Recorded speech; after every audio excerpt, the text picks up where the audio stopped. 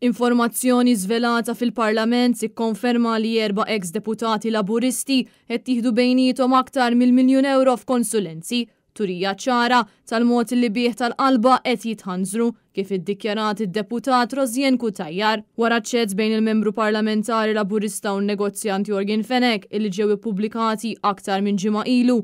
Il-poplu għadu bla risposta għal min kienet qed tirreferi eżatt Rozjen Kutajjar meta qalet li kulħadd jitħanżer. Iżda kollox jibda jieħu kuntest meta wieħed jara kemm daħlu fil-but dawn l-ex deputati laburisti li huma biss parti żgħira mill-istampa kollha li għadha trid tiġi żvelata.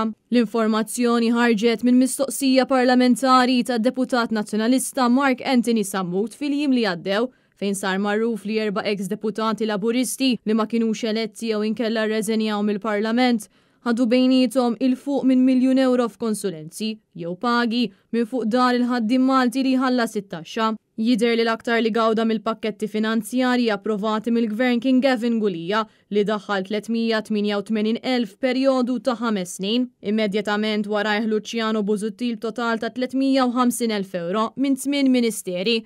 Warajhem l-ex-deputat Silvio Grixti b'234,000 euro minn 5 ministeri differenti u kważi 60,000 euro għal Etienne Grek bejn l-2020 u l-2022. Banalisti politiċi jgħidulna li dan kien speċi ta' rigal tal-li ċeda postu fil-Parlament biex is-siġġu tiegħu ħadu l-ħabib ta' Robert Sabela, Clyde Caruana, li llum huwa l-Ministru tal-Finanzi, l-istess Ministru li riċentament fil-Parlament qal li hemm bżonn li nissikkaw iċ-ċintorin